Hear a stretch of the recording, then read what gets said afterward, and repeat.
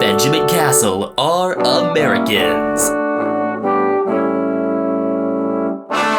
Watching the footy. Liam Ryan saying, kick it my way, I want to jump over the pack, and here he comes! Ryan! This is Buddy Franklin! This is the greatest showman! Got the handball off to Myers. Myers looking for the lead of Stengel. Gee, they're good. Gee, they're sharp. Razzle dazzle Rioli. Oh, who else? McDonald! No, around the body. Jazz up! He's off from inside the centre square. Boys kick the goal. Boys kick the goal from inside the centre. Fuck! I can't believe it.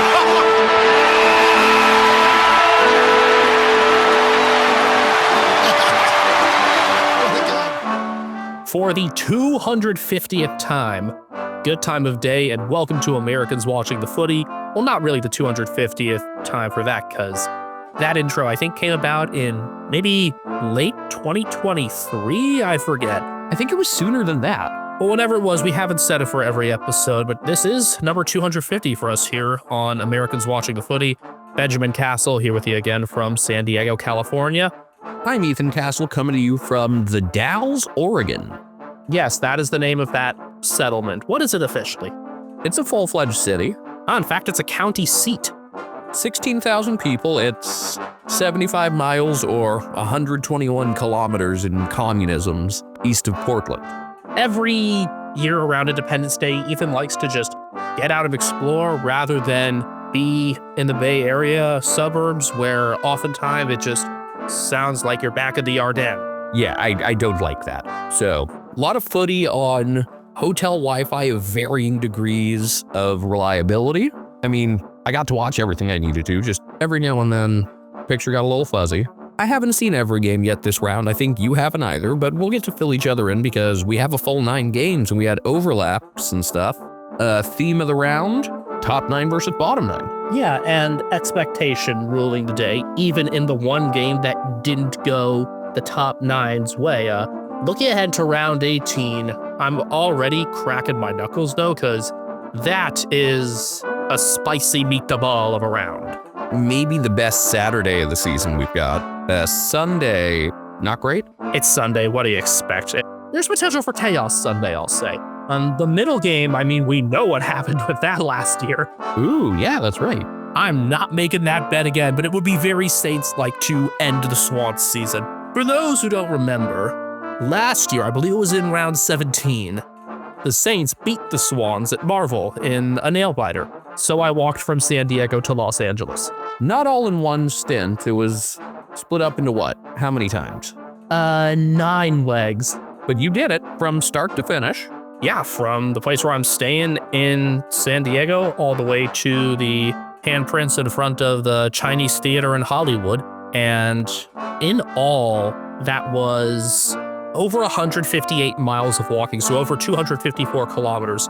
No, I could not go straight up the coast because I don't have the clearance to get through Camp Pendleton, which is a huge Marine Corps base.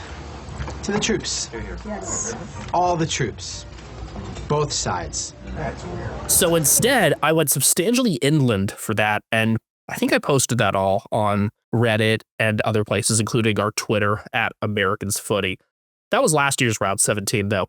This year's round 17, a lot of expected results. Couple games we'll be able to breeze through. A couple that did end up pretty fun. I think the opening game of the round was actually pretty decent considering expectations and all. North Melbourne 13-7-85, defeated by the Western Bulldogs 20-14-134, considering no George Wardlaw, no Jack Darling, no Luke McDonald, no Luke Parker, and then Luke Davies-Uniacke gets concussed. You gotta feel pretty good about the effort North put in, and they kept this a game for good 2.5 to 3 quarters, despite the incredible disparity in talent, and especially when you consider how bad and lifeless they were a week earlier. No Charlie Coleman either. He was a test and wasn't able to get up for that either. So the fact that they were able to keep it a game for as long as they did, until late third quarter when Mr. 250, Tom Liberatore, took over, you got to be overall satisfied. And there were some fitting moments as well with, second generation guys in there. The long awaited return of Bailey Scott, who we were surprised that was left out for so long, though North fans were more critical of his disposal accuracy for much of the year. But he got back in. He's a second gen player. Cooper Harvey as well, with a couple nice goals, I believe. And just nice to see some of the other younger pieces returning. You also had Will Phillips get the game. Finbar Maley, whose dad is American, so can we claim him? I like him a lot. Another of those games where he wasn't recording a lot of disposals, but just impacts aerial contests and seeks action. I don't know how good he's actually going to end up, but I like it. For a guy named Finbar, it is fitting that he has a mustache, although he looks more like Nigel Thornberry than Professor Calamitous. Will Dawson actually did a good job limiting Sam Darcy for 3 quarters. Darcy got loose in the 4th, and before that, still impacted the game, but just not with an ability to kick goals. Instead, he was, still an impactful full field mark, and I really loved this game out of Darcy because I think there are a lot of forwards that if they get shut down in the forward 50, they don't find a way to get involved elsewhere, and he does. Ben King says what? The Dogs, yes, did start breaking away mid to late third quarter, but before that, they had a surge in the second as well. They ended up plus 19 points in the second after starting to neutralize what Tristan Cherry and Jai Simpkin were able to do from stoppage. That was the MO for stopping North. Because they also stopped Nick Larkey because... part of that was an injury compromise there. Wasn't 100% for nearly all of the game, though he went off early. He kicked 4-1 in the first quarter, and the one was one of his easier ones, actually, a miss after the quarter time siren. So he was cooking Rory Lobb, and then Lobb got going. Lobb also did a good job outside of his own 50, but did lose some of those one-on-ones. I feel like that's kind of to be expected with Lobb. That's exactly what you expect to get from him. No, because I actually really like him as a one-on-one defender typically. I don't know. I think of him as being able to sweep too, although we've seen it less with Liam Jones remaining out of the Bulldog setup. I guess more of that responsibility has fallen on James O'Donnell, the beast himself, to take the deepest one-on-ones a lot of the time. And he's continued to improve, but this was Libba's game. Libba! 2 goals, 27 disposals, an octopus, 10 tackles if you're new to this, 6 clearances, 498 meters gained, an assist, 7 inside 50s, 11 score involvement, 6 intercept possessions, 16 contested possessions, over 80% disposal efficiency despite more than half of his possessions being contested. Think this was the top-rated game he's ever played, according to Champion Data, which, we argue about the reliability of it, but I think when a midfielder scores this high, it's usually accurate. 31.8, so still not as good as Max Holmes. But this was the first time ever, according to Swamp, that teammates both had an octopus and 2 goals in the same game, because Bontempelli had that too, though Liberatore was undoubtedly the star.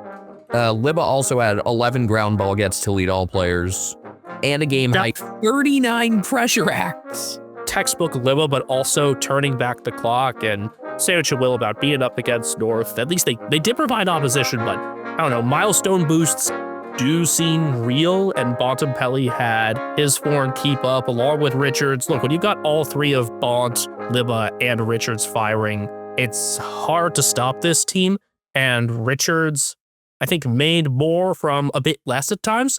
2 assists and 9 clearances from 26. Just another pretty complete game for him, running at the different angles, 7 scored involvements. Forward for the Dogs, it was Naughton and Darcy combining for 9 goals between them. Naughton was into goal-kicking form earlier than Darcy, so I think the fears about his reliability have been allayed for now, given what he's done the past couple weeks. Given the North defense did start showing cracks in the third, sooner or later, the midfield ascendancy would turn into more entries that would just wear that group down. It was more defensive half turnovers that killed North, I thought, and the biggest culprit of that was Caleb Daniel, who had a really bad game against his former team. That as well. You also you couldn't discount either the back half turnovers or the stoppage issues. And I wouldn't say issues, just overpowered. It for some reason, I'm thinking about an old clip of an NFL referee, Ed Hockley. Now, there are many great Ed Hockley clips. It was just great at explaining things, but at one time, he was like, there is no foul. The defender was just overpowered. That's got to be so humiliating to hear that. That's, jeez. I want to find this clip. This was back in 2007, week 2, something that actually went against the Patriots that year before the Super Bowl. Vincent Jackson of the Chargers against poor Eric Alexander for New England. There was no foul on the play. It was not a hold. The defender was just overpowered. Honestly, just retire on the spot. I'm not going to suggest Will Dawson to retire on the spot because, no, this is where North are, and I would say this is kind of a good loss to take, but they don't have their first round pick. Yeah, but like, you saw positives for North. Jacob Constanti did a really good job limiting Bailey Dale.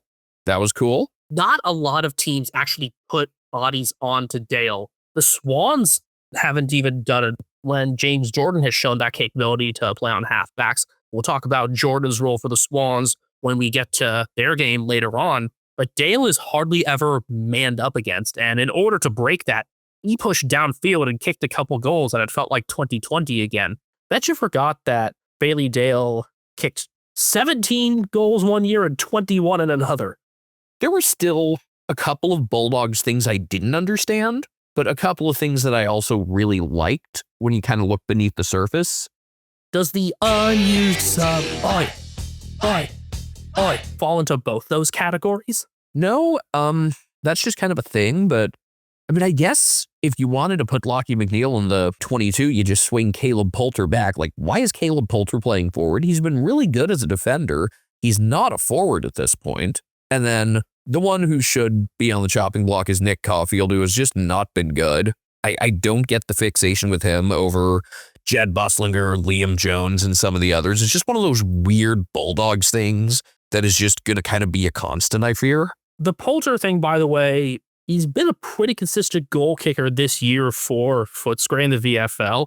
He's actually kicked 22 goals for them, but that's mostly starting on the halfback flank or wing and then pushing up. I'm fine with Poulter doing that. It's just starting him forward that feels... He also looked really good in that game in Darwin, and they got dropped by no fault of his own, which, to be fair, hard to crack such a good team, unless you're Nick Caulfield, apparently. I thought Lockie Bramble kind of did the opposite of what he's done a lot of times. He had lower possession numbers, but a really good impact per touch. I thought this was one of the best games Taylor DeRay has played in quite some time. And I liked seeing Cooper Hines start to figure it out. It's been a good pressure player this past month. I'm glad it had nothing to do with the outcome, but this was a poorly umpired game on all fronts. And if Sam Darcy got umpired like Charlie Curnow or Jed Walter, he might be on like 90 goals. If Jeremy Cameron were umpired like either of those, he would be on 110. Disappointing that only 25,000 showed up for what was a pretty cool occasion with the North Centennial celebrations. And also just this matchup. There's something I really like about watching these two teams play each other where, like, you know, it's a situation where neither one has like that true main rival. So maybe that's why it fits so well. But North has Essendon, but Essendon yes, but so do 5 other teams. Yeah. Speaking of Essendon in this conversation, though, Todd Goldstein was there and wearing a North scarf on the field pre-game. Don't think there are going to be too many people beloved by both those clubs. But, like, even with the mammoth disparity in talent, I wouldn't have minded if this had stayed as the Good Friday game. I know Carleton's done well for attendance, but I don't know. There's something about these two teams that just, like, they match up well with each other. Speaking of Carleton, 8-11-59, defeated by Collingwood 17-13, 115. Isn't this rivalry supposed to be close? This is the largest margin between the two teams since round 5 of 2015. I forget the exact stat that was shown, but there was stuff about the average margin and that, you know, no meaning had been decided by more than 29 points in the last however many years, and that went out the window. And there's satisfaction in that, and the Carleton hater side of us, but also the fact that we want compelling football and for rivalries to be meaningful, takes some bit out of this. But Look, if it was up to me, Carleton would lose to everyone except Hawthorn, and Collingwood would lose to everyone except Hawthorn and Carleton. But you do want this to be a fun game, and I entered this game thinking to myself, normally I want Carleton to lose, but for narrative and entertainment's sake, this would probably be better off if Carleton won, because it would be a surprising result, and it would be fascinating, and instead, they were not even remotely competitive. This gave off the impression, I don't like to accuse teams of mailing it in. you've done that, I think, a couple weeks in a row now for Carleton. So here we go again. That and the sign of a team that, like, the coach has lost the room. Now, is that true? From halfway around the world, that's what it looks like. And that's not an accusation I make lightly.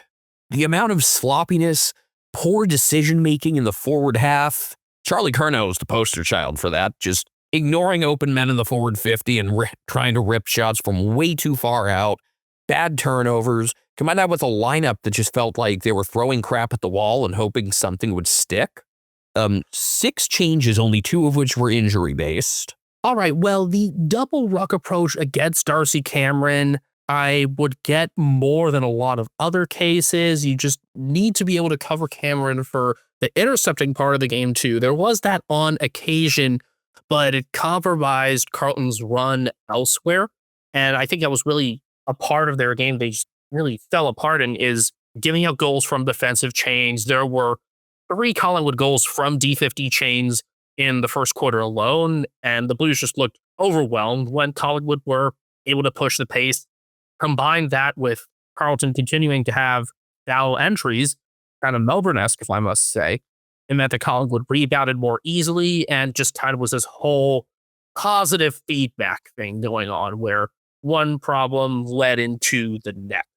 Carleton also conceded 5 goals from corridor chains. Just push the pace against them, and they'll crumble right in front of you. It's like Nick Thanos just snapped his fingers. You were talking about the 6 changes. I know that some VFL form was being rewarded a bit. I know that Frank Evans had a good VFL game prior, but he's not someone that should be filling out an AFL 22 against dropping Collingwood. Alex Chincata, who had mostly been positive in his last few games. I mean, he wasn't able to tag Butters, and they're trying to use him as a tagger, but I also could see him being at least decent enough as a rebounding halfback, so that was odd. You also needed that in the West Coast game. Yeah, it was West Coast, but he had a really good game. You also need that when you don't have Adam Saad. Woof. And so that, I think, was what made it even odder. You were lacking Jack Silvani with a groin injury. That's a big loss. I think his contributions this year have been underappreciated, but there was just, like I said, this looked like a team just throwing anything at the wall, hoping something would stick. It was a really fun back and forth first quarter, and then Collingwood won the second quarter 26-8, third quarter 52-16. It was an 8-goal-to-2 quarter, and that was it, really. It was just the middle quarters were a nightmare for Carleton. And while their new stuff didn't stick, Collingwood got a pretty nice debut out of midseason draft pickup Rowan Steele, who I believe led the game in ground cover. Not, meters gained with the ball, but just pure running ability. Cooled off a little as the game went on. There might have been just some early adrenaline there, but he was clearly ready for the moment. Yeah, he was ready to do. He covered 15.2 kilometers, 9.4 miles, and yeah, that was the most on debut. And it's not just empty ground gain. I saw him involved a lot, especially in the first half. Some of those quarter passages, kind of first guy outside he was getting in on, this was solid from him. And it's nice because we always question with Collingwood, what do they have kind of beneath those first 27, 28 guys, or how deep do they really go? To get contributions like this from Steele right away is quite nice. 19 disposals for Steele on debut, and that included 3 score involvements and 4 inside 50s, and a largely uncontested player running alongside the rebounds and either getting play further out or being one of the ones to help change the angles. Speaking of angles, Jack Crisp played more on the wing instead of an inside role, and it worked. And then Pat Lipinski got way, way better as this game went on. Like, Nick Dacos was very good throughout. He was a little sloppy early efficiency-wise, but I thought he was really sharp after that. The 7 clearances were pretty nice and just 13 score involvements out of his 36 disposals. But Pat Lipinski had 10 of them, and I think he'd already been talked about as one of the most accurate entry kicks in the competition. That was on display again with 3 assists. 17 disposals, 2 behinds, 3 assists, and 10 score involvements out of 17 is pretty impressive. And it's funny, like, I guess I would love to see a graph. I guess something where, one axis is like efficiency and the other is number of disposals. I don't know, something like generating scores, or I don't even know what, but I can tell you if you were to make any sort of metric measuring like per kick efficiency, per kick or per disposal, maybe you could add like another dimension to this, like make this some sort of 3D thing. I know it's kind of weird to think about, but with possession chains rather than just pure disposals, unique possession chains in which you're involved, score involvements, and efficiency. I want to see something like that in a 3D space. But if you were to make a scale, I can tell you that Pat Lipinski is one end and Jeremy Sharp is the other end. Yikes, Jeremy Sharp is not one that I thought would be brought up there again. Been pretty critical of how he'd been just stapled to the wing for Frio, and now he hasn't been seen. A part of what moved things around for Chris was a nice return involving 9 score involvements for the now cue ball, Tom Mitchell. Yeah, that was one of the most interesting subplots of this game, was Tom Mitchell getting back in and getting in on a bunch of contests, which is what would probably help move Crisp to the wing. Now, I really like Crisp, but it was cool to see Mitchell get in there, and his role and how they manage him and some of the older players as the season winds down is going to be really interesting and, give us a sense of, and obviously injuries will dictate some of this as they would for any team. I mean, it dictated Mitchell for a while. This was his first game since Anzac Day of last year. And I do want to mention his father, Barry, though he was primarily a Swan, did play the final 4 years of his career within this rivalry, 1 for Collingwood and the final 3 for the Blues. But anyway, the point is his role and the question of just like, what is this team going to look like if they have what they want available come finals? That's going to be, one of the guiding factors in the remaining weeks of the season. There was just also a mammoth difference in effort between the two teams. I think a lot of that was evident for the pressure when Collingwood started really taking control in the second quarter. Their pressure rating of 215 really helped there. One moment in particular stands out to me above all the others. The Braden Maynard spoil. Yes, so Ashton Moyer has a set shot midway through the third quarter. Braden Maynard spoils it. He kicks long. Dan McStay gets past Jacob Wiedering, kicks past everyone. Nick Haynes can't chase it down. It's an end-to-end goal started off of a spoil, and that just really summed it up. And, I think at times, like I've joked about, how much of a cop-out it can be talking about, the culture and stuff. But one team's much more casual than the other. One's playing a lot harder, and it showed. Patrick Cripps, 3 votes, we get it, was basically the only one able to resist much in the first half. He had 5 clearances and 8 contested possessions in the first half. On either side of halftime, that was when Lipinski really started having his moments. Collingwood were plus 10 on inside 50s in the third quarter, and then the fourth was real jug time. As much as Cripps put himself into this game and threw himself at it, he's not the one that we gave the polished turd to. Uh-oh, stinky. And it wasn't George Hewitt either. We gave the polished turd to Zach Williams. Now that's a bit of an odd one because Zach Williams was subbed out. Yeah, it's very rare for the best player on the losing team to have been subbed out. I think it was a 3/4 time. It was knee soreness. It seemed like one of those where if it was a close game, there's a good chance they don't do that. I guess this would be the reverse of a victory cigar in some senses, like a white flag. How did Neil Ramirez get into this episode? The Venn diagrams of people who listen to this and people who know who Neil Ramirez is going to have such minimal overlap. Random baseball pitcher who was it that even called him white flag, Ethan? My friend Tyke. Hot rail. But yes, Zach Williams, 3 goals and just super high effort throughout. But because he's fragile, you're not going to risk him in junk time. Trying to think of who else would be. I mean, Jesse Motlop was decent. I enjoyed his tribute to Diogo Jota. I did not know, by the way, Diogo Jota's goal celebration was like a video game thing, and neither did the broadcasters at first, but it was cool, like, as people figured out what that was. It's one of his celebrations. In fact, we saw another tribute to him with like his other celebration later on in the round. It's been obvious to us just that Liverpool is one of the most popular soccer clubs in Australia, and like seeing fans of other sports kind of come together in remembering Jota's life is pretty notable here, especially in the context of a big rivalry on the footy oval like this. Anything else on this one, or? I mean, do we really have to talk about the other Friday game?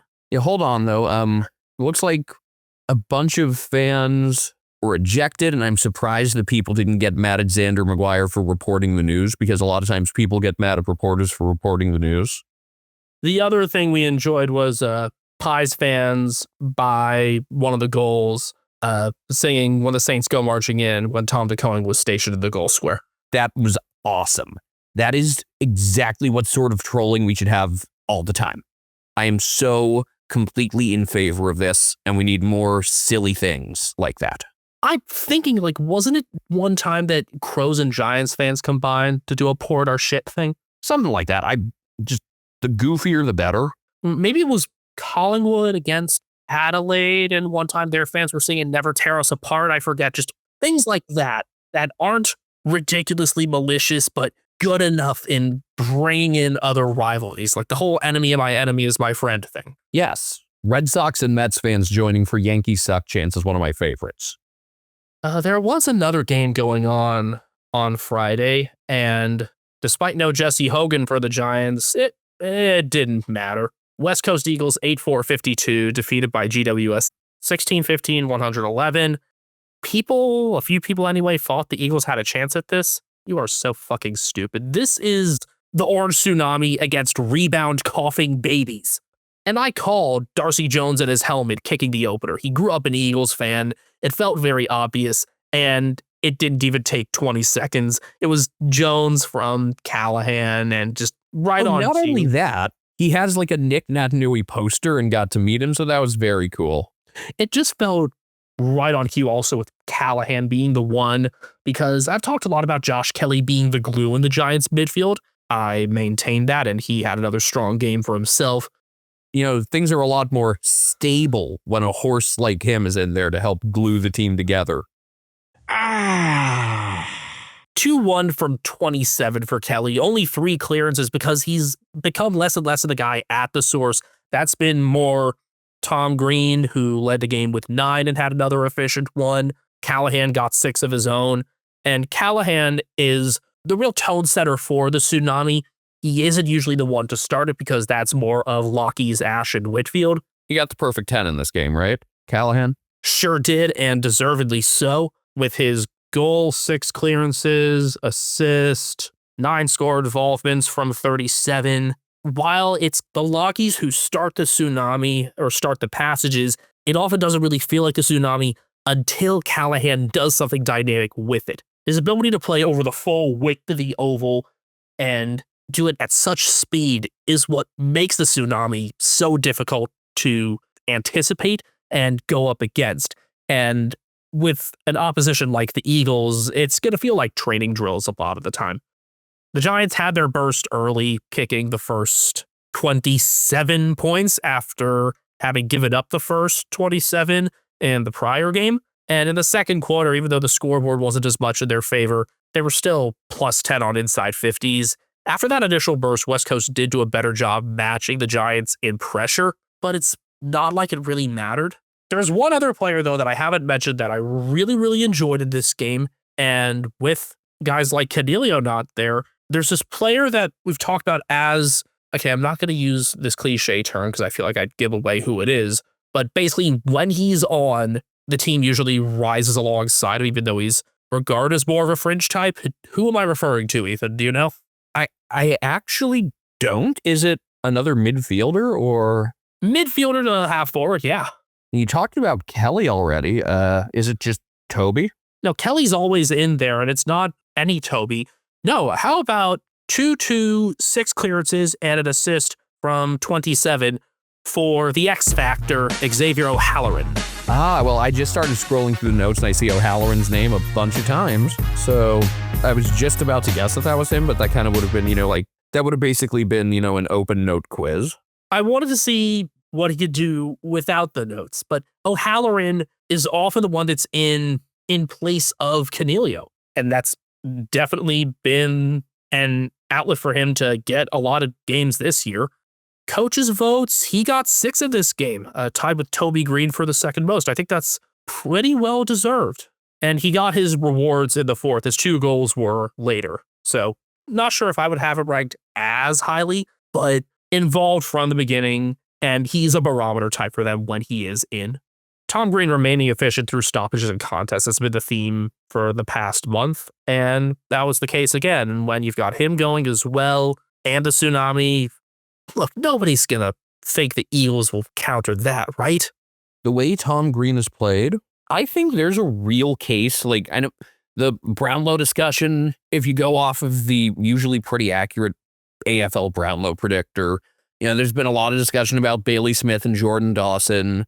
Nick Dacos has been in that, but Tom Green and Noah Anderson are not far off. And okay, both have leveraged themselves in, along with Hugh McCluggage, who, I guess if you had to pick, probably start with those guys, and then I would probably mention Caleb Sarong and Andrew Brayshaw, who are kind of in that next crop. But first off, I think it's kind of insane, as wide open as this year has been, that anyone could be up to even more than 20 votes. And the AFL official predictor has Dawson at 24, Dacos at 22, but 6 guys with at least 18, according to their predictions.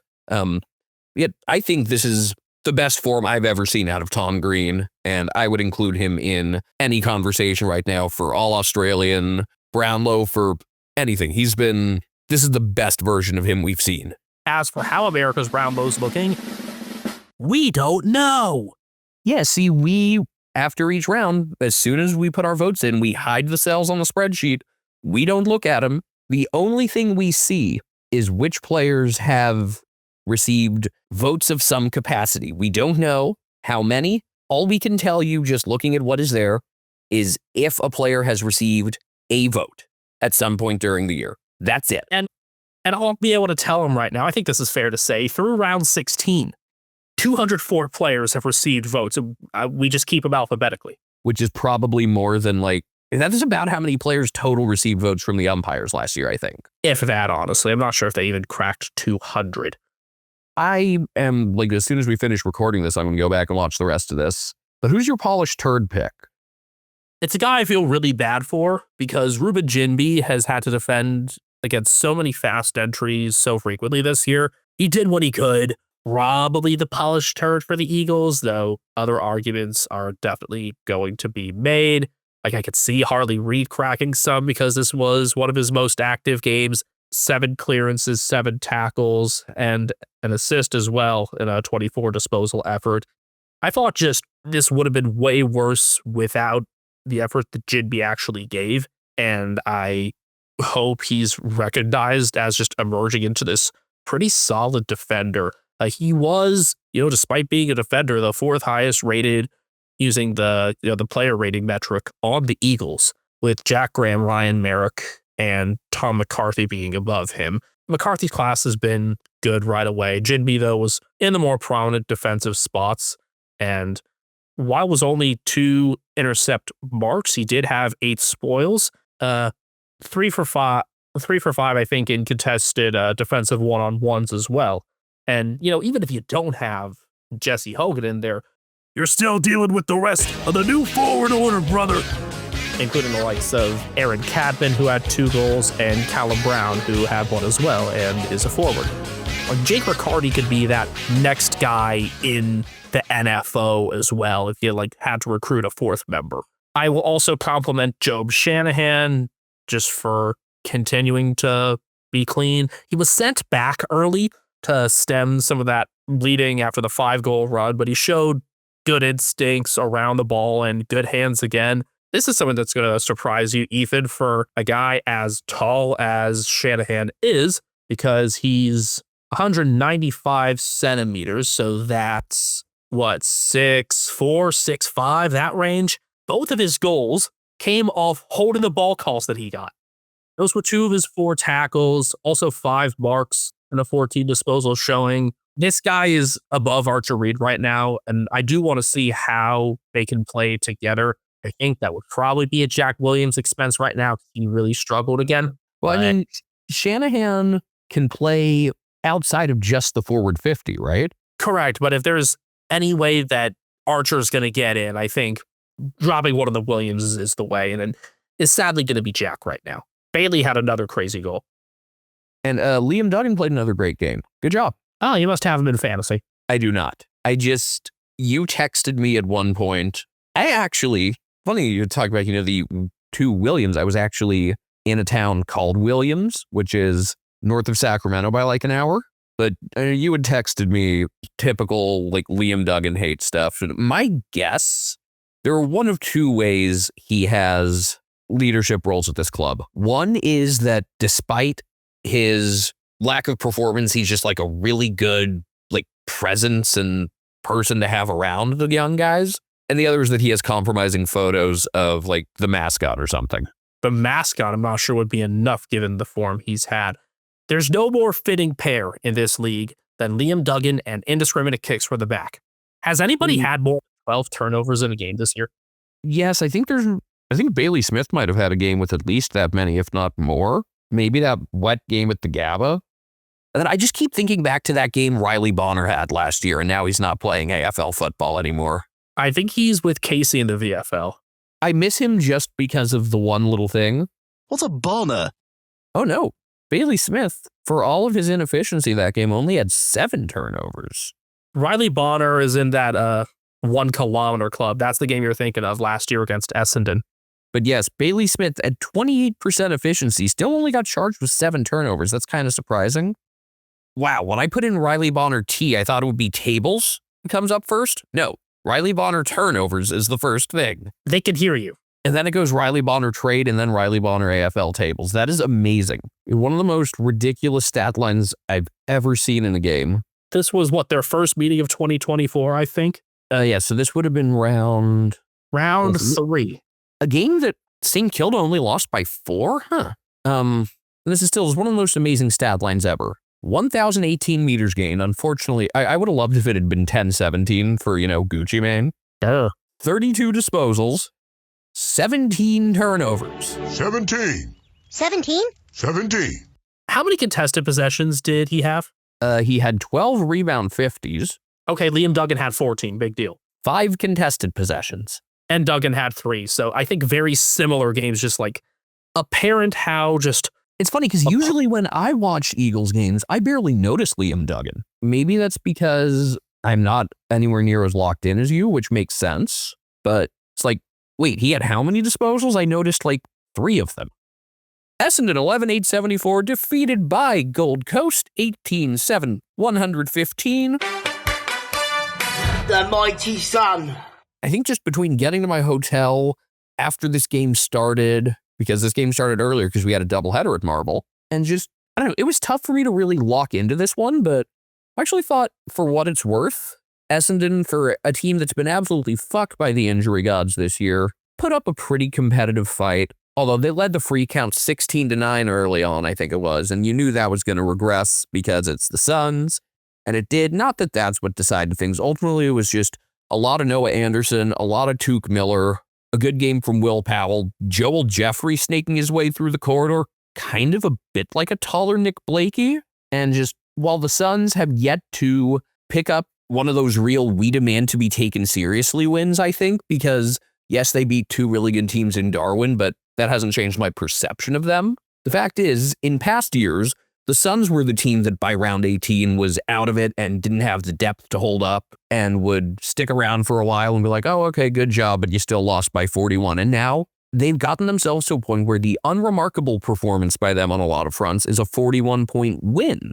And I think that if you lose that perspective, that's kind of silly. That's even with their red time troubles again, with a couple late quarter goals only countered by 3 of their own in the first 3 terms, stuff right near the quarter sirens. coach killers. Yep, there were multiple of those. And I think it was a coach killer game as a whole for worst on round nominee Jaden Laverde. I have him as responsible for 6 different goals. I need to go back and watch this game again to see if I really feel that way or not. In the Footy Oval Discord, someone wrote that Lav being a nickname for toilet looked appropriate for this game. And yeah, Gold Coast rebounding was good. That's not surprised. But a lot of Essendon wounds were self-inflicted. And that was even with Zach Merritt back in the middle. Like, oh, wow, that it's really not surprising that they look better now with that. He had 12 and 3 clearances in the first quarter. Their pressure was good to start. Then there was a big drop-off in Essendon's pressure to start the second. They started missing opportunities to convert from turnovers. And even though it was a 3-point game at 3-quarter time, I never felt confident in Essendon actually getting things done. And then they were outscored 39-1 in the last. So that checked out. The Suns were able to take their time with a lot of entries. Noah Anderson and Tuke Miller, you mentioned, they both really got into the game in the third quarter. I thought Anderson on a per touch basis was terrific throughout, even if his numbers were low for a lot of the night. I'm with you on that. It's just their most visible quarter was probably the third. It's definitely the case for Tuke. Jeffrey, I know you commented on already. We're big Joel Jeffrey believers. Do you remember that time a couple years ago in Ballarat when he kicked 5? That was actually 3 years ago, in fact. And since then, he's become this pretty reliable halfback. One of the second or third guys that you consider in their defense. Obviously, it's going to be behind Sam Collins, but Collins wasn't in there in this game. Oscar Adams had his debut instead. Growing pains, obviously. But Jeffrey covers...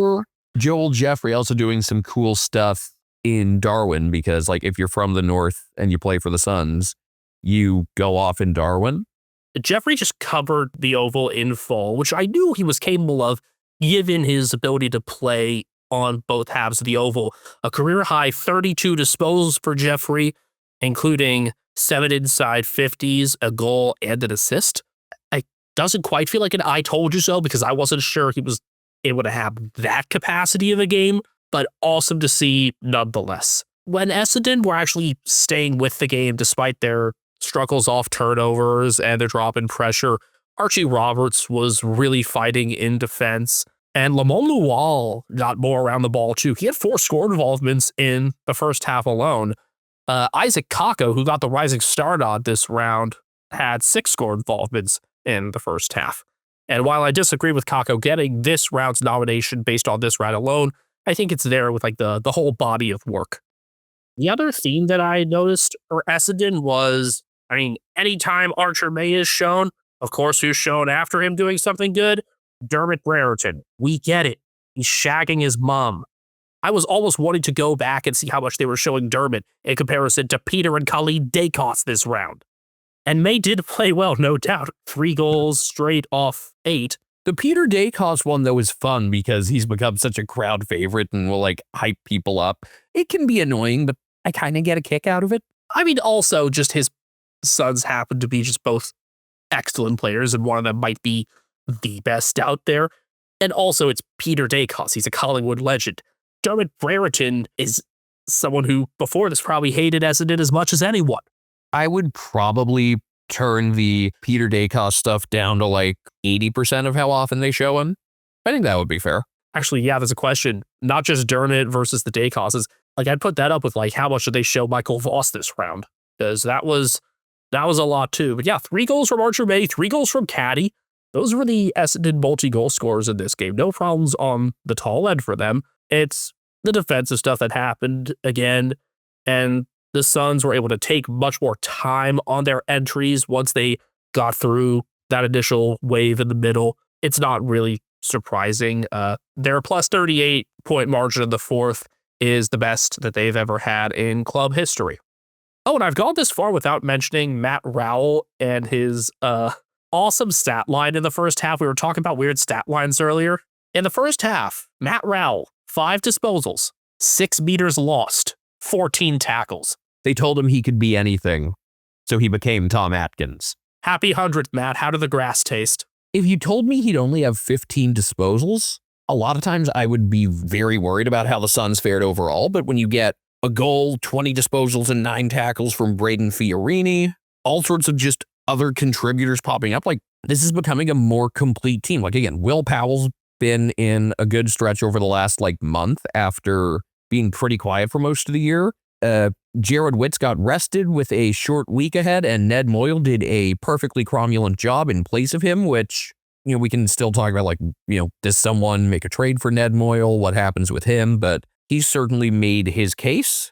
Essendon, they did not play horribly. For all their defensive woes, they also shut Ben Long down. And that ties me back to Joel Jeffrey, because I would have imagined those two in the other's role. And that's I hammer this home a lot. It's the biggest credit to the Suns and their staff as a whole. As much as you can talk about Nepo babies and criticize all sorts of things, the fact is they took Joel Jeffrey and Ben Long and pretty much put them in opposite roles than where they logically would have, and found a way to make it work. And I just thought Essendon as a whole, they were only down 3 at 3/4 time and then ran out of steam, which for a team that's missing so many AFL caliber players, duh. The defensive woes also contributed to Ethan Reed having his first 3-goal game, and this was game 15 for him. Yeah, the Suns' depth also did show, and in contrast to Essendon having been so undermanned, I think the final score is pretty close to what I actually anticipated, a 40-point Suns win. It's just how we got there that was quite interesting. Positives for Essendon, obviously Isaac Kako, Archie Roberts. Sam Durham did not look like he had missed a moment. It had been 2-game suspension and a bye week in there since he had last played. It did not look like he had missed anything. But the Suns did a nice job kind of quieting Nick Martin, I think more than almost anyone has all season. It was just a very unremarkable 22 disposals for him that just didn't have a great deal of relevance. 2 score involvements, 3 intercepts. That is terrific by the Suns to limit Martin like that. Geelong, 18-16, 124, defeating Richmond 7-10-52. How about 8 goals to 1 in the second quarter? Pretty much eliminating all interest in this game. Happy 350th as Cats coach Chris Stott, and happy debut George Stevens. I think the only people happier than the Stevens family and George's friends might have been the Vela family. Yes, if you've tuned into Hoops Crew postgame live, the Vela family has been singing George Stevens praises since before he got drafted. Bianca was super high on him getting drafted, first round even. And how young is she? I don't know, but maybe 10 or 11. She's got a future on as a boundary rider or playing AFLW or something. I absolutely love what this family just contributes to Geelong discourse, and they're all just so awesome and actually consistently being on there with post-game live. Now, Stevens came out of the Greater Western Victoria Rebels and Emmanuel College. He's a Warrnambool kid, and I will be in Warrnambool in a few weeks' time. Yeah, South Warrnambool to be more specific for his original junior club. We known Stevie was going to get an opportunity at some point. It ended up being because Tyson Stengel was out for family reasons. And I would hate off the back of this for Steven to get dropped after the debut effort he put in. But matchup-wise against the Giants, it's an interesting question. 21 disposals, a goal and a behind, 8 clearances, 2 assists, 14 score involvements. He had an important role at clearance, really from the second quarter on, I thought. 9 contested possessions, nearly 86% efficiency, and 0 coaches' votes. That seems like an oversight. Now, there were a lot of guys to give stuff to, but I thought he was enormous.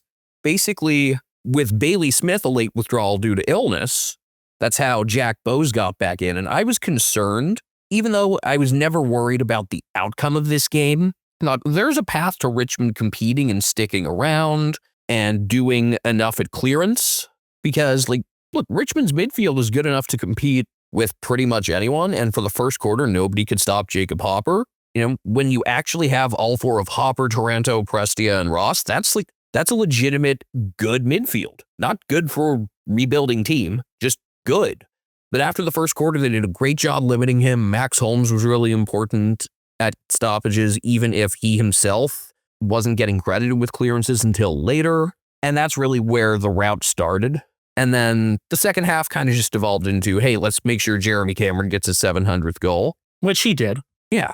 I thought it would have been kind of cool for him to do it next week. Like, he has struggled against GWS, and it would be really, really cool if he could finally have a good game against them. I mean, I would think the presumed lack of Sam Taylor wouldn't hurt, but yeah, after that, it just wasn't all that close. It was, Jack Martin had a decent game. Nice job bouncing back in a spot where I think his spot could still totally be in trouble moving forward if things continue to improve health-wise. Now, there were a couple of negatives health-wise. Cam Guthrie had another setback, and then Mitch Duncan, who was the unused sub, suffered an AC joint injury in the VFL on Sunday, so who knows? Could this be kind of an unceremonious path to the end for him? I don't know. It could be the case for, honestly, both those guys you mentioned between Guthrie and Duncan. I mean, Guthrie is 32, Duncan is 34, and I think that's a pretty pronounced difference, actually, but yeah, that's... You would say that, but with the injury history that Cam has had, I would not be so sure. The injury negatives also quickly piled up for Richmond as well, because within the first, 10 minutes or so, Sam Lawler did his hamstring yet again on return. A higher grade injury than last time at that. Unit lost. Yeah, and that sucks. Just, like, I still put Richmond towards the bottom. You know, if I was to, like I said, if we're ranking all 18 and how much I like them, Hawthorn 18, Carlton 17, Collingwood 16, Richmond somewhere between probably 15 and like 14 or 13. While Mason Cox is still on Collingwood's list, I might even put Collingwood ahead of Richmond. I wouldn't go that far, but like Richmond fans were really showing their asses the last couple weeks with the Tom Lynch stuff and a few other things, trying to liken not playing a guy who's currently in the legal process to playing a guy who's been convicted, and just like the thought while they put on Tom Stewart. But still, we want to see the young players get a chance. We want them to be healthy because week in and week out, even if it's against our teams, we want the best guys to be out there so that we can get the most competitive footy that we can. And Richmond are going to be at their most competitive in the long run with Sam Lawler out there. I mean, who could forget the 2 goals in 1 flash he had on debut? Now, I will say the sub, and this is something that made me happy, Morris Rioli Jr. coming out and playing one of his best games of his entire career and just playing his ass off regardless of the score. That is often the case for Morris. I mean, no, this was above and beyond his other positive games. He and Ryan Mansell were clearly Richmond's best. I gave Morris the nod for polished turd over Mansell. It had to be one of those two, but he was just 8 score involvements, 8 contested possessions on 19 disposals, couple of spoils, and just a bunch of super high effort, high energy plays. And, you know, that's the sort of thing that tells me, even as this season devolves, makes you think that Adam Uze and the rest of the staff has not lost the guy's focus. Now, if an older guy, like, say, a Tim Taranto, who's been on competitive teams, was to kind of lose focus and intensity towards the end of the year, that would be understandable. But for someone who's towards the back of the list, that's a fringe guy fighting for his career, to go out and deliver that sort of effort like Rioli did is honestly just super uplifting and inspiring. You know what else was uplifting and inspiring? Was seeing Brian Myers bounce back very nicely. He had 12 score involvements, 1 assist, and could have had a couple more if guys weren't missing easier shots. That said, great game to not have the most accurate goal kicking, save it for GWS. Brad Close ended up with 4 assists. Get Brad Close the ball and good things happen. Like, why are we surprised about this? Only 8 score involvements off of 14 disposals, which, if you had told me he had 14 disposals, how many score involvements, I probably would have guessed like 10 or 11. Anytime you're even around like 40% for that is pretty damn good. And so he's I'm not often operating well above that. The 2 things that I really liked, like I said, clearances after the first quarter against a team that even in games where they've gotten stomped has been very good on clearances. And to be able to take it to a defense that's anchored by 2 really, really good key defenders in Nick Flostone and Ben Miller, it's easy enough to beat a team towards the bottom by just exploiting their weaknesses. But when you can go right in and beat a team's pronounced strengths, that is a confidence boost. And I was happy with that. You know, it's the sort of time where, you know, there are a lot of games where I believe you got to just exploit weaknesses rather than try to, take a team on at their strengths. Against a bottom rung team like this, you can totally try to exploit weaknesses, and for it to go off pretty much without a hitch after that first quarter, that's really good. Did Richmond finish with a short bench at all? Yeah, Hugo Ralphsmith was ruled out with a hamstring complaint. So you want to make Richmond a lot less fun to watch. You drop Steely Green, Hugo Ralphsmith gets hurt, Sam Lawler gets hurt. That's not a fun combo. And McKelty Lafau got hurt on his return last week, too. Yeah. My favorite play of this entire game came from Shannon Neal. First goal of the second quarter, Patrick Dangerfield kicked to this open area on the right side of the forward 50, and Neal just kind of picked up the bounce in stride and finished on his right. And someone with his sort of build should not be able to do that.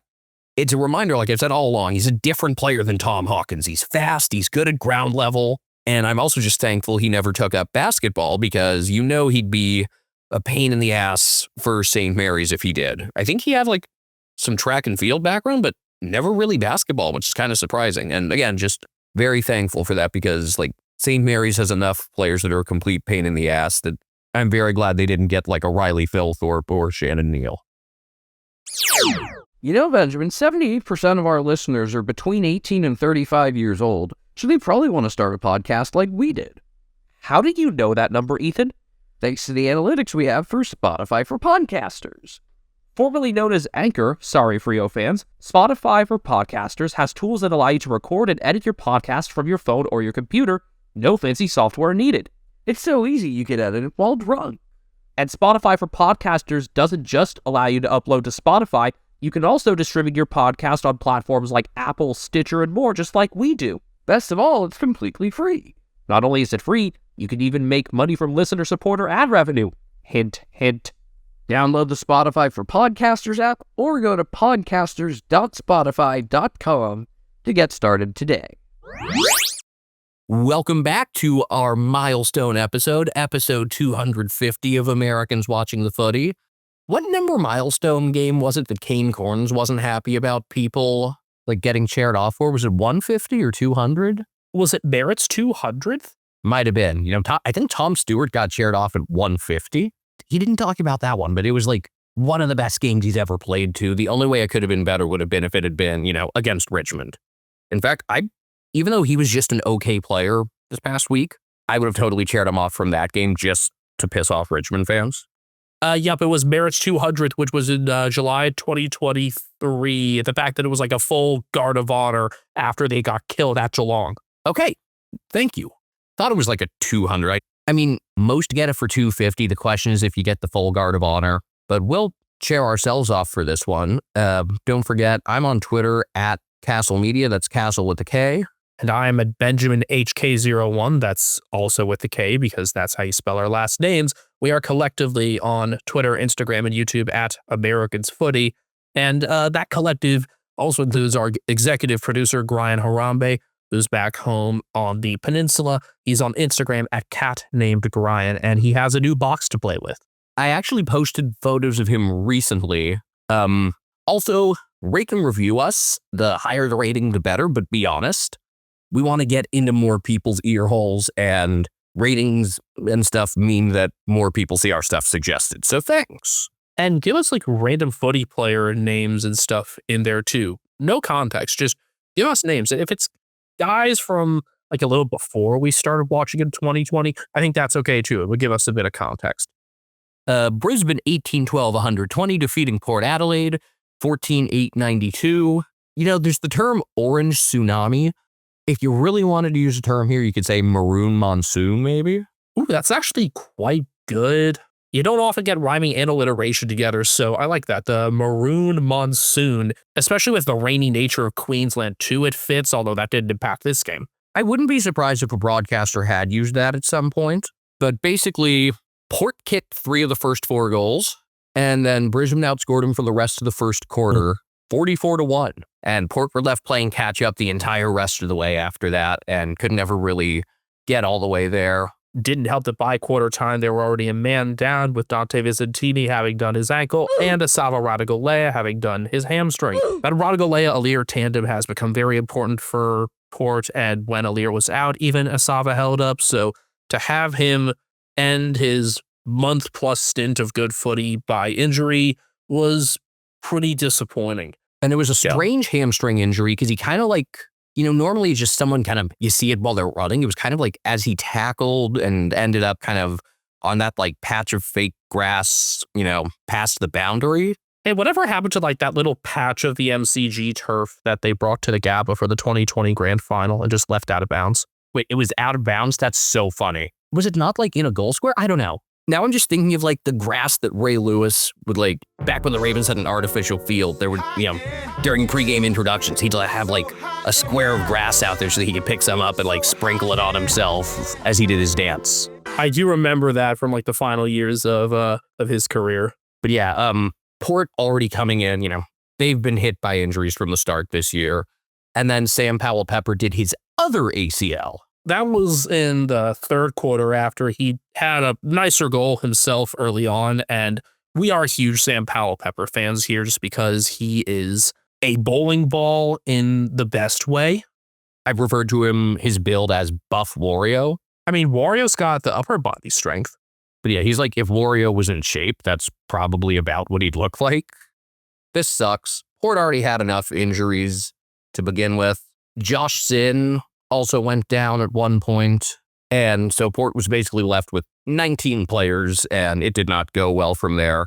Like, when you consider the circumstances, outside of the second half of the first quarter, they played pretty well. That second half of the first quarter, though, it wasn't like there was any adjustment or individual player that really took off. It was just the whole team just kind of went just all at once. It was like Will Ashcroft, Lockie Neal, Zach Bailey, Kai Lohman, Josh Dunkley, Hugh McCluggage, all kicking into gear at the exact same time. And that's why the Monsoon idea fits this game even further.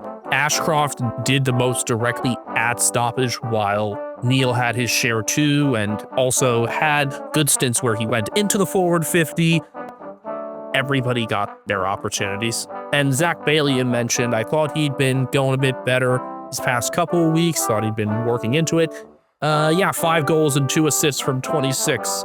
Welcome back to the Zach that we really remember, because he had been on a wing for a good bit of late 2024 and had a different sort of role in the Premiership side, then was prominent early on, returning to that half-forward spot, had a bit of a mid-season lull, and really picked it up again here. A couple of those last goals were after the game had been out of reach, but he was very good. I think he and Lockie Neal were, in my eyes at least, the two best. The coaches gave Bailey the 10, Hugh McCluggage 8, and then Neal down at 5. But I really like Neal because he kind of popped up in different roles, doing some half-forward work as well as being in there at clearance.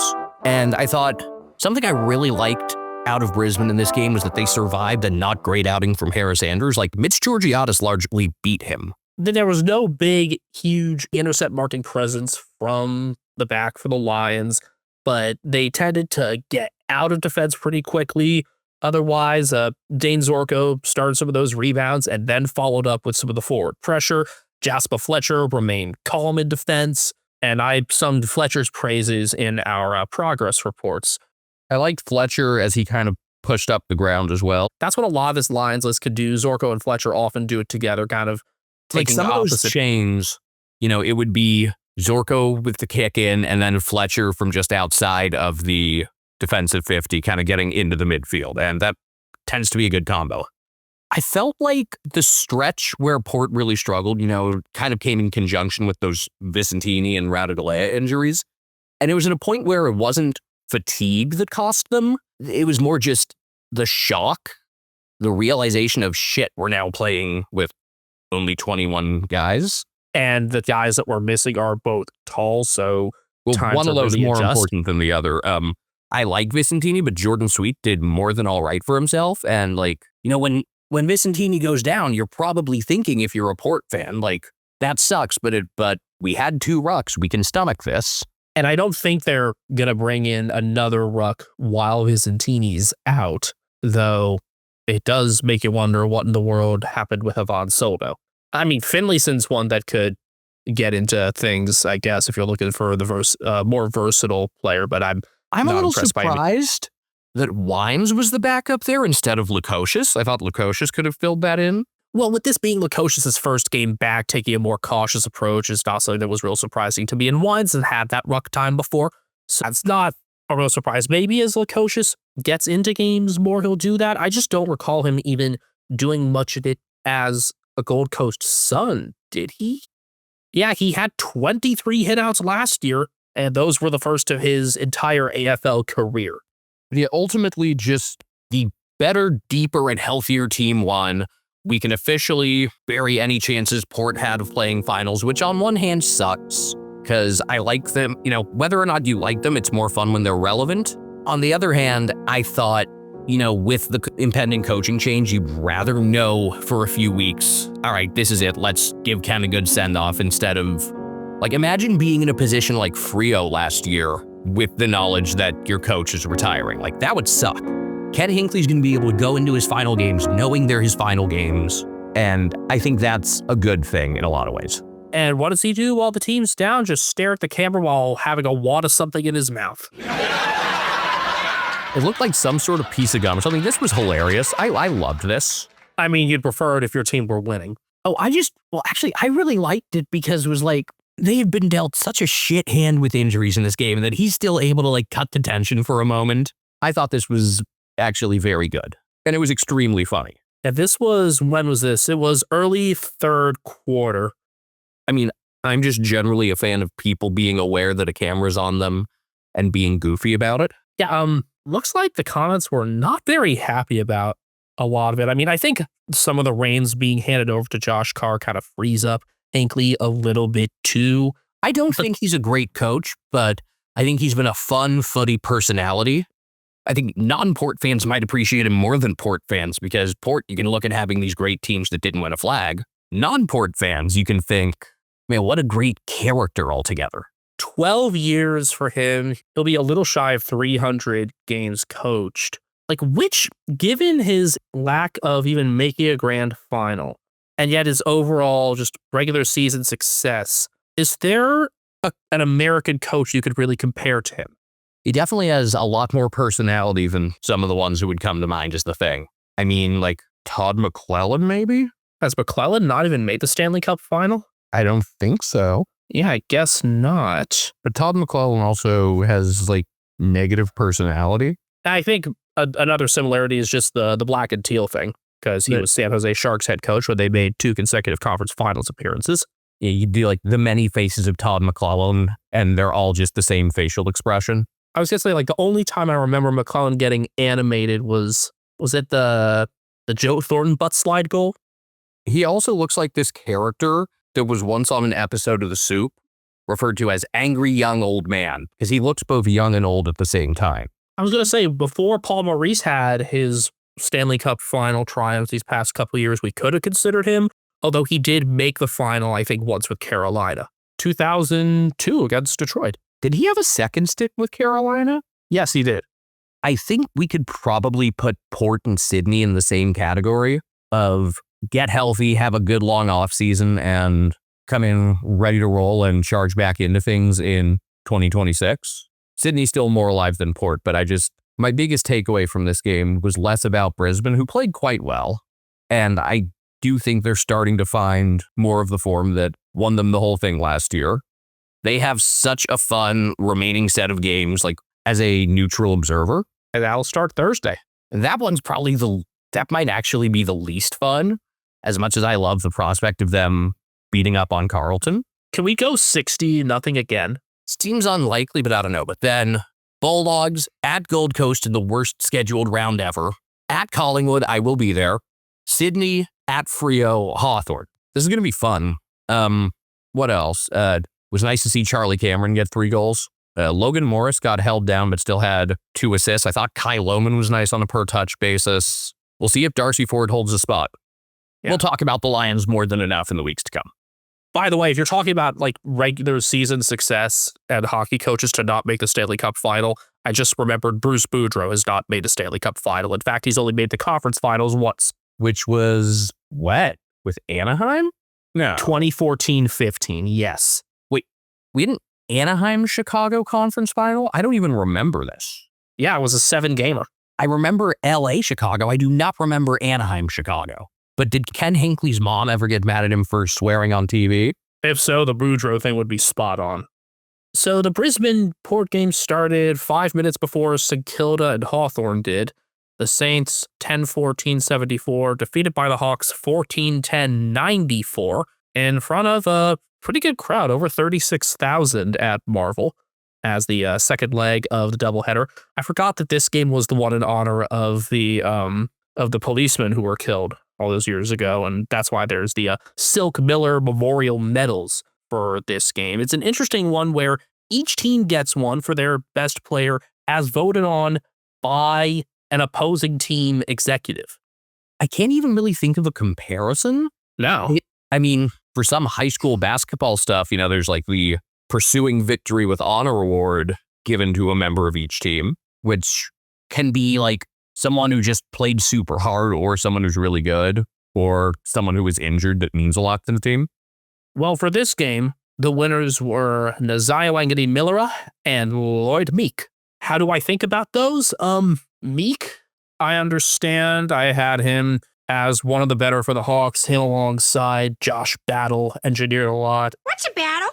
Yeah, Battle was just fine with getting the boos from the Saints fans because that always happens. He was solid at the defensive 50 from the start. He was decent at starting some of the rebounds as usual. He and Jaron Impey have taken on that responsibility. And with James Sicily back and healthy, Battle was more opened up to play that usual role. The Saints' best on ground was most definitely a volume award, or I think the term that Australians sometimes use is a seagulling. And there were no more seagull-like players in this game than Nazaya Wangari-Millera. His wayward kicking was somewhat of a theme between missed shots that he had, and in a game where both teams had the same number of scores, his no-goals 3 is a prominent figure, but he had 43 disposals, so he'll win that award over someone much more deserving like Max Hall, who combined volume with output in a 3-1 showing from 27 disposals, 5 clearances for Hall, as well as 9 score involvements. We've both been pretty high on Max Hall, and the stats were in this game too. 11 ground ball gets, and the highest rating out of any of the 46 that took part, 31.1. I'm not surprised that he was good and efficient. I'm surprised he got to 27 disposals because you usually see him more on the outside. Did they change up his usage or what do they do? I think he willed himself more into inside play, more involvement inside 50. He was around more stoppages, which was a productive change. He had 21 disposals the week prior, and we started seeing the signs then in the loss to Frio, and it continued here with another career high of 27. I mean, I had seen it in other games where he was barely cracking double digits. The volume, though, we started seeing that last week, and it continued. It's annoying that that's often what it takes for wider audiences to appreciate a player, but I'm glad that he's getting his well-deserved recognition. Like, I know that Saints fans were very satisfied with how he played. As for the coaches' votes, he got 8. Nazaya got 10 because when you get 40 disposals, you're treated like you're invincible. I know Sam Mitchell did say, like, I'll be having nightmares about him. Now, was Nazaya actually, like, kind of good, or? I mean, he was producing from the back, but just the overlaps and his attempts at goal stand out in a game that came down to accuracy in some manner. I know it was a kind of grimy, ugly first quarter. Was there ever a point where it felt like St. Kilda really had a shot at this thing, or? They had chances to capitalize after Hawthorn's inaccurate start, because Hawthorn kicked 2-5 for 17 in the first, and the Saints had 2-4 themselves in the second. Just their cumulative inaccuracy really added up, but I don't think there was one point where I thought, oh, the Saints are going to be able to establish control. By the time they had opportunities, I thought things are already too far out of hand. But again, Nazaya has no problem actually getting play started for the back. It's just when he was, the Saints often weren't getting entries, or if they were, weren't getting good entries, because he had 8 rebound 50s, just not much was done from them. Did it feel like, they were, a goal away from making things really interesting? Kind of like I felt that with Port a bunch of times. I think they were an accurate kick or two away from making things interesting, especially in retrospect. But I also didn't like how the Saints had set up their forwards in the first place. They've been set up really high, so that meant they had to run hard back to their forward 50. There's a lot of the game they weren't holding anyone in the forward 50. It was almost like they were flooding. They were worried about Hawthorne's speed on their attacks, which is a valid concern. But when you're not even holding any matchups steady in your forward end alone, you're gassing out these players really early, and you don't have that one big, tall target in this game. I mean, I'm seeing like a Rick Harrison meme where it's like, best I could do is Cooper Sharman. Where's Mitch Owens in this? I mean, he had a goal, didn't mark anything. The multi-goal scorers for the Saints were Pagans and Hall. On one hand, I totally understand not wanting to let the Hawks like spring a counterattack on you. On the other hand, though, I feel like their defenders are not great one-on-one, and those are guys you could totally take and challenge like that. And if you rough up Sicily, you get somebody to agitate him early, you could throw him off his game, and they didn't. St. Kilda had 13 inside 50s in the first quarter for no marks. Hawthorne had 5 marks inside 50 from just 10 entries. Hawks were also much, much more efficient for their disposals inside 50. That was a gap of over 28% in the first half. And while I did compliment the Hawthorne defense with Battle and Impey and Sicily looking more like himself, I don't think the Saints approached this game properly offensively. They ended up plus 11 inside 50s and minus 5 for marks inside 50. That difference was made out early. They did hold some things steadier once the game already got opened up late in the second quarter. And yeah, the play style definitely opened up a bit before halftime. That just felt further like a Hawthorne advantage, as the Saints had to find success through their center bounces and working through pressure, whereas Hawthorne could do things in a bit more versatile fashion. Sounds like a game where the Saints really could have used Max King. They could have. In the midfield, I'll say Hugo Garcia was busy at clearances again, and I liked that. For Hawthorne, it was James Warple alongside Jai Newcomb, and while I like Newcomb as a player, his flops and things are becoming more obvious to me, so maybe my opinion of him is souring a tad. I'll keep an eye out for that. I know you had mentioned that to me the other night. Here's the stat that I was looking for. How many entries inside 50 did it take for the Saints to have their first mark inside 50? You said they had none from their first 13. I'm going to say 20. How did you know? I'm just guessing. Like, I'm not even kidding. Well, 20 was correct. It was that Alex Taru hanger. That's what it took in this game for the Saints to take a mark inside 50. Sending Alex Taru forward? Yes. Was that in the first half even? That was middle of the second quarter, and that's what it took. So were most of their entries just getting spoiled, or? They were spoiled. They were high kicks. They were shallow. And sometimes they were just beaten. And again, with the Saints having to rush back into their forward 50 with how high their forwards were set up, Hawthorne defenders were able to establish their position in contests earlier. I'm disappointed that this wasn't more of a game because this had all the makings of a potentially good one. Just like another couple kicks going more accurately here and there. And I could have been so much more engaged in this game the whole way through. And just wasn't. Here's one that I didn't even note in the stats earlier because it's not noted in the stats. Straight up misses for goal aren't noted, for your goal hides and stuff. Maybe they should be. That's something that you should be able to see on the AFL website. Max Hall had this mark inside 50, early third quarter. Not sure if he could make the distance, but Nazaya ran for an overlap and missed the lot while trying to do his best Dan Houston. I'm not surprised that St. Kilda struggled in defense like they did. There was no Liam Stalker in this game, and he could take some smaller targets. Then Jimmy Webster was subbed out early-ish with a calf injury that was still in the first half. And they never got the experience in this offseason to fill up the gap that Josh Battle left. And this being one of Battle's more prominent games, you could really see what they were missing. Also doesn't help that Hawthorne started 11-2 from set shots. And what the Saints did have in defense in Cal Wilkie was beaten by Jack Gunston. I feel like the Saints could still totally pick off, like, they're due for one more, like, where the hell did that come from win? They're the Saints, of course they are, if not 2. I mean, this team finished last season, I believe, 6 out of 8. I mean, I'd be impressed if they beat the Swans this week, and then Really, their only other, chances to really turn heads, I guess, would be Geelong and GWS, which are both away. Got a weird feeling about Geelong. I feel like we got our stinker out of the way, but it's not impossible. Shall we move on to Sunday and some real exciting footy? Yeah. Then let's do that. Sydney 14-10-94, defeating Fremantle 12-11-83. Yeah, this was fun.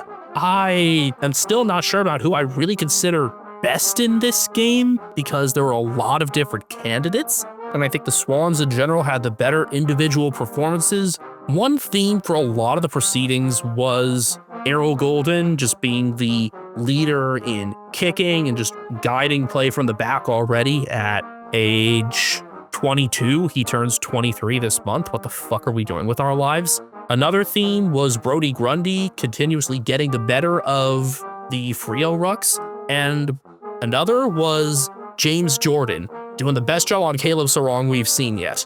I've talked about this stat before. The Dockers are now 2-6 when Sarong has under 29 disposals. They're 8-0 when he gets to 29. In this game, Caleb Sarong had 11.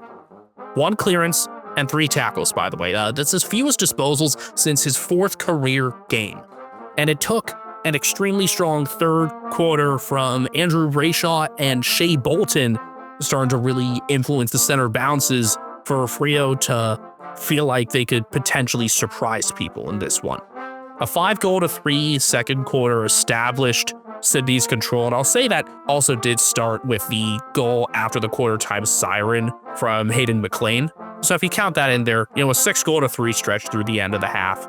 And you had a feeling that it would rely on Brayshaw, Bolton, Murphy Reed getting a couple good moments. And he's such a great runner with the ball. Murphy Reed's so fun to watch.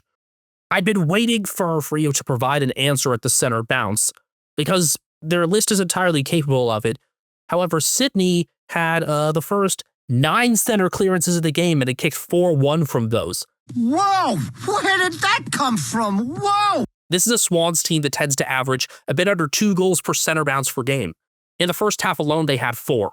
Sarong and Bolton were extremely quiet, and I was really surprised that Jordan had gone to Sarong because in prior encounters, Jordan had gone to Jordan Clark, and Jordan with an O, 2 O's I'll say, had won that matchup. With respect to Jordan Clark, who I think is a good player, I think Sarong or Brayshaw are just the most obvious tag decisions, followed by, I guess, Bolton.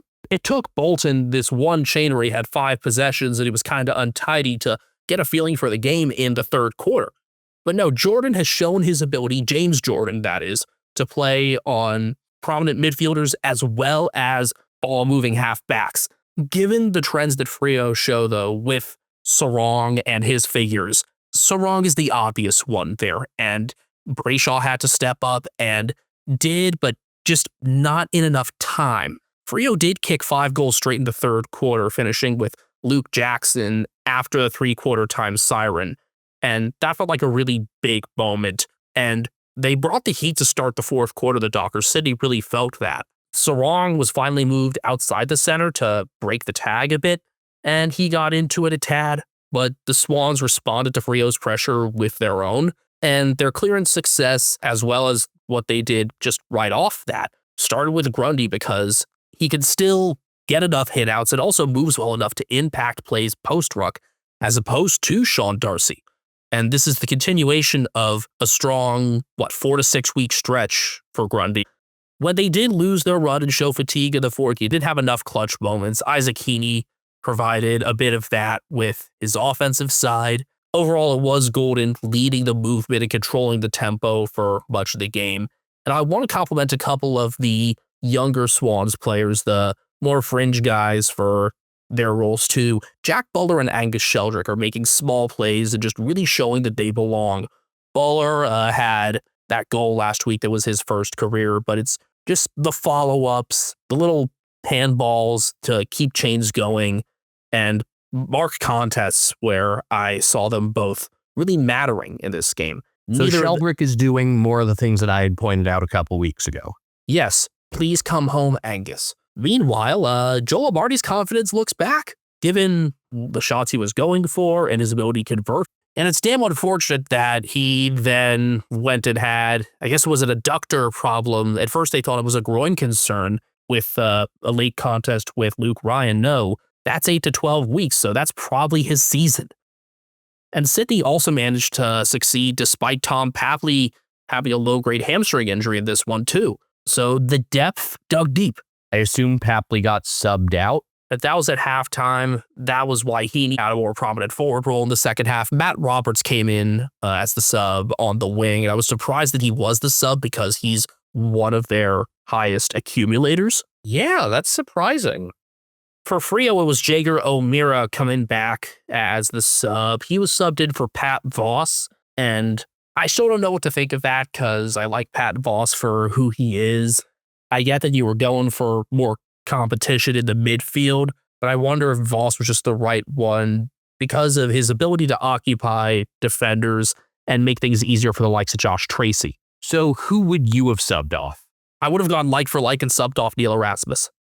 But the problem there, I mean, you were just saying you needed more in the midfield. This is just Erasmus was ineffective. Erasmus was ineffective, or 2 clearances from 11, not the most heavily involved. I thought that was more of the plan because at that point you were also starting to get so wrong to shake the tag by playing outside of the midfield.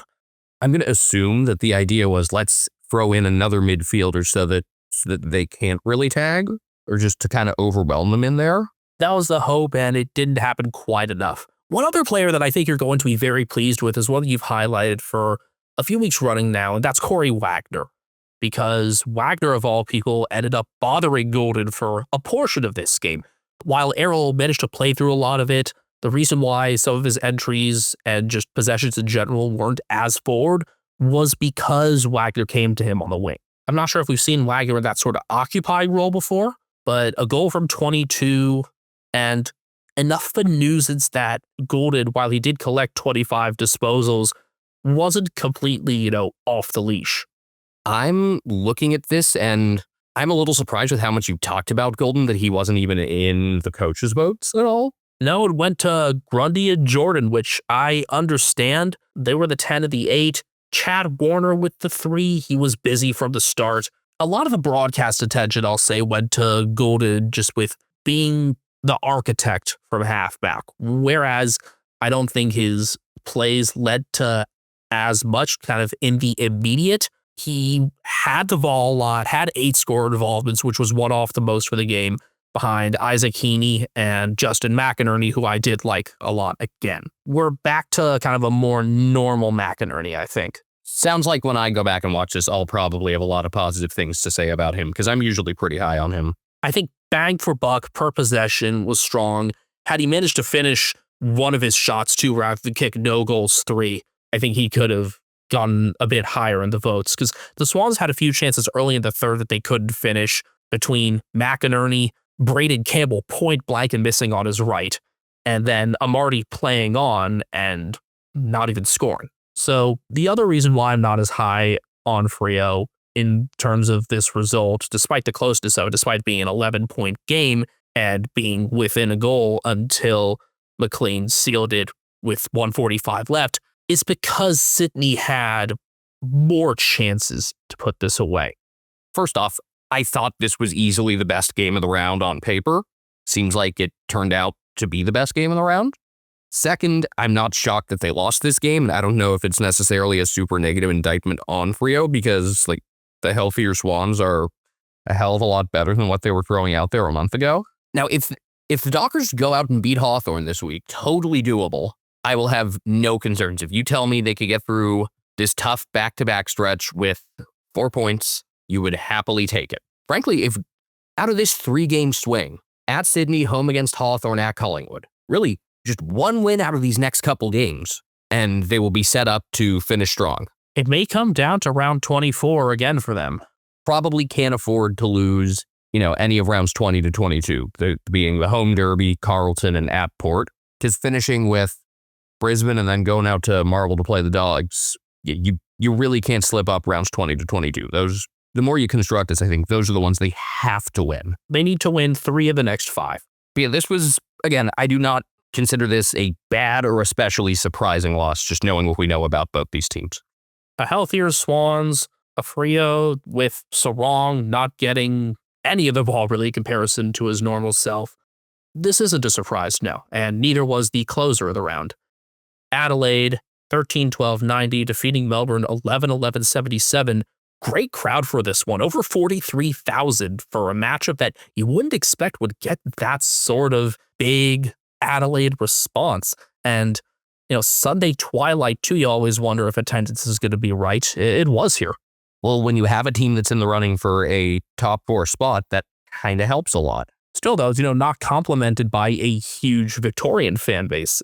I'd expect a crowd like this against a Big Four side. No, this was very clearly, obviously, like a Crows home crowd. And it was awesome. It was a really good environment, a pretty entertaining game where Isaac Rankin ended up kicking 5, and the Crows took control with the third quarter, 5-2. But even before that, Rankin was the one who had kept him in it. I remember a couple quick goals for him after the Crows got down 28 in the middle of the second quarter. Yeah, Melbourne had a 43-15 lead. Yeah, I was walking back to my hotel in Bend in Central Oregon. Great place. Highly recommend to anyone who's visiting the West Coast at all. Bend is really cool. I check my phone and I see 43-15. And then the Crows went on to score the next 38 points. It was actually a 43-1 run before Jake Melksham finally stopped it. And the Crows took the lead in the first minute of the third quarter thanks to Ben Keys, because you can find him in the goal-scoring club too. He had 2 goals, including the funniest goal of the round.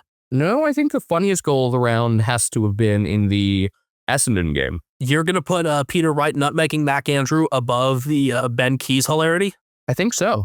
I mean, 2 solid nominees for sure, but the Keys one got this great Riley Philthorpe handball, and as Trent Rivers tackles him to the ground, he barely gets this kick on it, and apparently it went through without being touched. Melbourne fans and others insist that Judd McVie got to it. Oh no, I don't consider this funny. I consider this just, if it's a goal, which who knows if it should have been, it's a really cool goal. It's a combination of the cool and the humorous. And you know what? Even if it was touched, I don't care. Adelaide deserves some sort of retribution. He's in particular, but what was funny about this? I don't see it as funny. How little of a kick he got on it, just the efforts to touch it, and the fact that it still went through and was It was an impressive athletic play. That doesn't make it funny. They can go together. I think the fact that the AFL came out and said, yeah, we messed that up, tells you something. And also that it wasn't included as a goal of the week nominee. Because if that had been a legitimate goal, I would have made it a goal of the week nominee, because it was really cool. One of the things that made this game kind of peculiar was that Melbourne was dominant early but super inaccurate, kicked 1-6 in the first quarter, and then was super efficient in the middle quarters to stay in it in those stretches when the Crows were dominant, and then fell off with accuracy when they were always like 1 goal away from making things really interesting. The D's were not that far off in this game. I thought the effort was good, just overall. Like, if you're Melbourne, you think, yeah, this is frustrating, and sure, you could get into some questions about, does this team know how to actually piece together a winning performance? But I thought they held up pretty decently on the road against a superior opponent, which I think was a theme throughout this round. Whereas the Crows, I give them a lot of credit for not having their best game and finding a way to win, because in past years, that is something that they could not do. They could only win when everything was flying. Yeah, I mean, the theme of this round was top 9 versus bottom 9, and the only game that didn't go the top 9's way was Sydney, who were still considered favorites by many, including me. I mean, this was a pretty easy round to go 9 for 9 on your tips. I can't imagine anyone going less than 8 for 9, honestly. Unless you have a superstition thing in there. Now I get people want to go for the upsets. Yeah, I just didn't see a lot of them that really stood out to me. If you told me, not counting Sydney, how many of the other games are going to end up being won by the team outside of the top 9, I would have said probably 1 or 2. None of them really felt like it. I'm not surprised that it was none. But if it had been more than 1 or 2 of those other 8, I would have been surprised. But yes, the Crows winning on a day where they didn't have everything. Where you didn't have this huge performance out of your tall forward crop. I mean, they did combine for 4 goals, but Riley Philthorpe didn't have any. Stephen May did a really solid job on Riley Philthorpe, but the Crows did enough in the midfield, which, normally they've been a team that, they have to win both 50s. And instead, Jake Saligo was probably the best midfielder out there against an opponent that includes Christian Petrarca, Clayton Oliver, Jack Viney. I did like Trent Rivers, and Petrarca definitely had his moments. I think he's rarely in, polished turd consideration, although the coaches, if they were to name a polished turd by votes, I guess it would be Stephen May, followed by Kazi, who had some moments in the second half. But the Crows midfield is doing enough where they don't have to dominate both 50s is big. And then I think defensively, while I still don't think this is a defense on the caliber of probably, if you had to rank out of the 9 legitimate finals hopefuls, or 10 including the Swans, I would put the Crows probably at the bottom of that still. This is a lot better than I had perceived it earlier this year. And that's even without Nick Murray, because I think Josh Worrell continues to improve, and then Mark Keane has just become this one-on-one shutdown guy. So it's to the point that, they don't have to just win games by being super efficient going forward. And that's really critical. Sam Barry continues to help in the midfield. He had another 9 tackles. Keane for this game, let's see, 8 spoils, 12 intercepts. Yeah, that'll play. And then, you know what else I really liked? I'm surprised to be saying this. I thought this would be such a bad matchup for Riley O'Brien. He actually did well enough against Max Gaughan that, I don't know if he won that matchup, but it went a lot better than I expected it to. He had a couple of marks and possessions outside of the center square and outside of stoppages that really surprised me. He showed off some mobility that I was not expecting. And I think this Crows team is they're showing more versatility than I thought they would have had. And I'm starting to reconsider just how I feel, especially about their defense, but about them as a team as a whole. I still think the models, the player ratings and stuff, are too high on their chances to win the whole thing. But I'm starting to see where they're a more complete team than I have thought for quite some time. I like the idea of the 2026 Adelaide Crows winning a final. I mean, I could see especially a home final going really well for this team.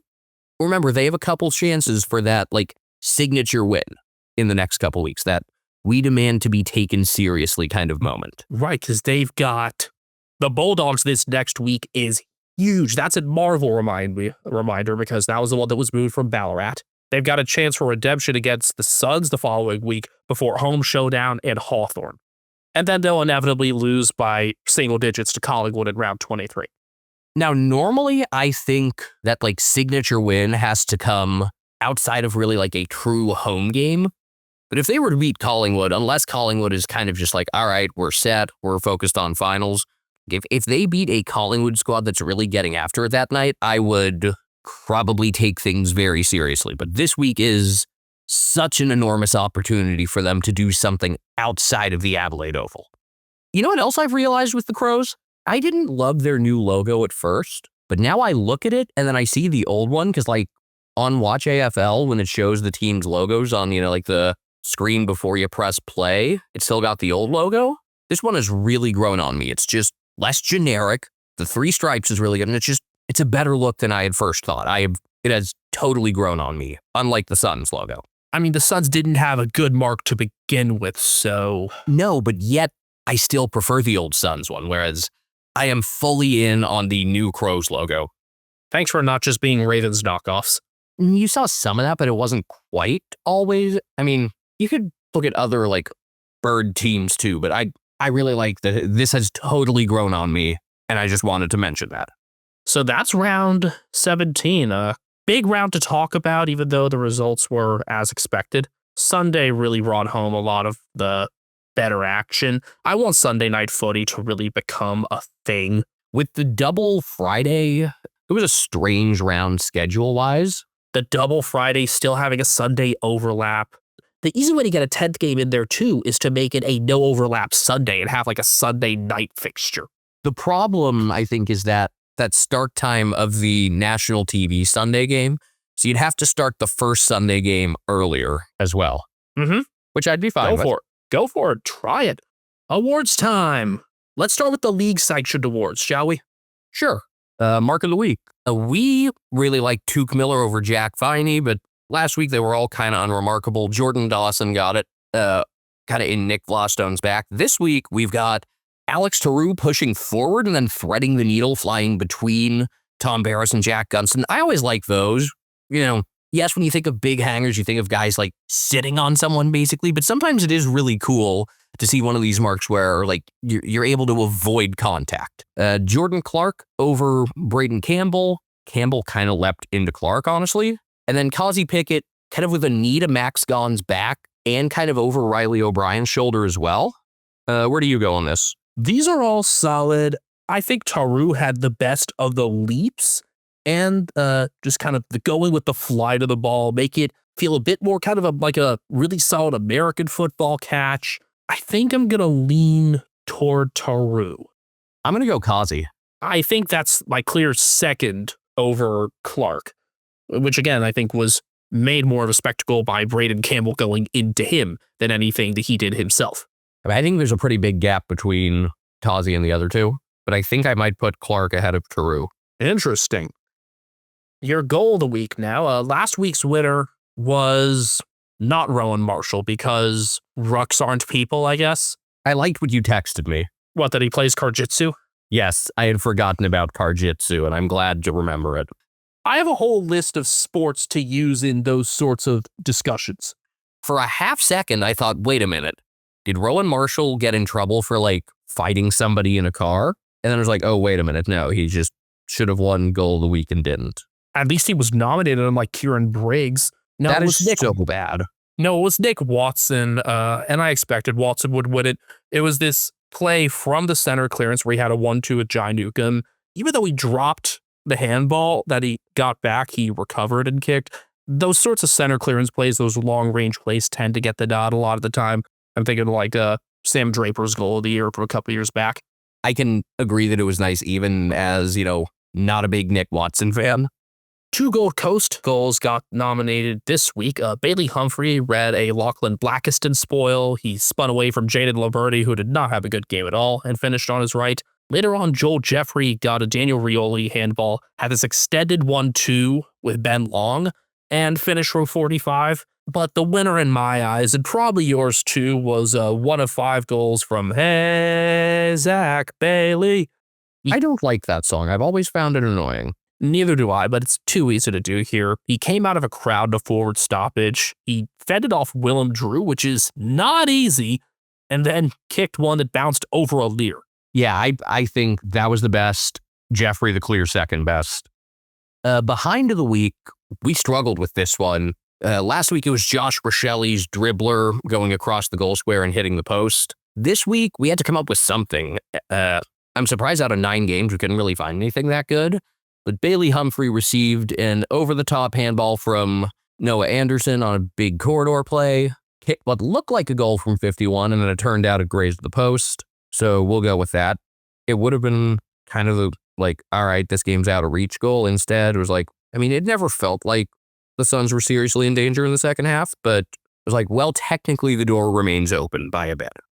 Assist of the week. Last week you had Luke Parker threading the needle to find Nick Larkey despite a Josh Battle spoil attempt. This week, we did normally, this is the one we've struggled with. We have a bunch of good ones this week, and I'm happy about this. Yeah, there were 2 handballs from the Brisbane Lions game that we're going to highlight. Kai Lohman had one over his head to Callum Achi. Then 2 goals later, Achi had one over his shoulder to Will Ashcroft. He also had a nice centering kick. It was a line drive from Jai Newcomb to Bobby Orr-Chol for one of his Bobby Orr goals in his 100th game. And then you had one that I guess shouldn't count as assist of the week, but I think it's the best of the bunch. That being the Riley Thilthorpe over-the-shoulder handball to Ben Keys. That's a question. Because now we know it shouldn't have been a goal, can we count it as an assist of the week nominee? Yes, because I have tried to advocate at times for giving the assist on a secondary assist or behind even. So I am totally fine with it. That said, all right, it was nice to have that many worthy nominees because, again, a lot of weeks, most weeks we have a cool behind and we don't have a cool assist. This time we kind of went the other way. Worst on round. Last week, it was obviously Tom Lynch who ended up being the main character as well. Just that negative $1.5 trillion that he had. In a game in which he kicked a goal, I believe his fantasy rating ended up being 3. I mean, it didn't help that he lost his mind on Jordan Butts before halftime and was suspended for 5 games. I thought it should have been 6, but whatever. I've said this. I'm totally happy with 5 because it means that his return will be the game I'm at, so I'll take it. Nominees for worst on round here. Caleb Daniel against his old side. Not good. There was one time where I believe he was matched up against Sam Darcy as well. There was just a lot of like uncontested kicks and bad turnovers. It exemplified where on a night where I thought they actually fought pretty hard in North, where North really lost this game, was turnovers in their own half and especially their own 50, and nobody signified that more than Caleb Daniel. I put Liam Duggan as a nominee as well, just because, as I said, there's no better pair than Liam Duggan and indiscriminate kicks from the back. I think of Peter Griffin's list of celebrities he doesn't like, and instead of Chris Martin, it's Liam Duggan. I want to like Duggan. When he plays well, the Eagles tend to play well. I really saw that last year. Like, I can't think of any of the 5 wins that the Eagles had last year where he wasn't in important moments. Like, he kicked the winner in that one against the Suns. It just hasn't been working this year. And then I also put Jaden Laverty in there because, again, I see him as being responsible for 6 goals in a 7-goal loss, and one that was only blown out late. I am going to have to go back and watch that game again and get through a couple of the others because, that's what happens in a round with overlaps. Sometimes by now I am all finished, but when I'm out of town and driving throughout the day and stuff, it's a little hard to do that. But I'll be caught up soon enough and have a verdict for you. Main character. Last week, like we said, Tom Lynch. This week it's a much happier occasion. And it's another Tom. It's Libba. Libba. I believe his highest rated game ever by Champion Data, if not one of his highest, in his 250th. Tom and Tony Liberatore joined Ken and Dustin Fletcher as the only father-son duos to play 250 games each for the same club. And that just adds to it. Also, being on a historic night for North and going up against second-gen guys there, it makes it feel even more fitting. It all works. And I'm just happy for Libba. It's funny for what a charismatic guy he is and how great he is on like social media and stuff. He can actually be a really boring interview on camera. I don't know. Was it just vapor lock? I mean, I'm thinking back to like when he was on Front Bar and just some of his interviews on the Oval, and they've just been very like reserved, very bland, which is just so surprising because he's such a fun character. I do want to mention Ruby Schleicher did the Geelong game on the boundary, and I've said every week she's really good at this and gets like good insight.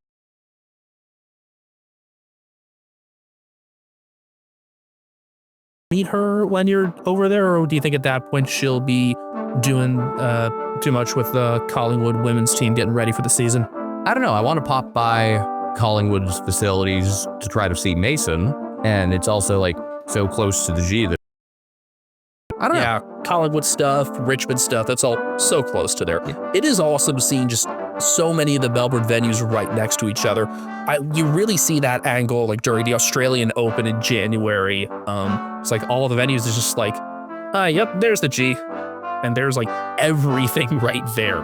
I love the idea of just like a sports district for big cities. And you're starting to see some of that more. Philadelphia's had it for like 20 years.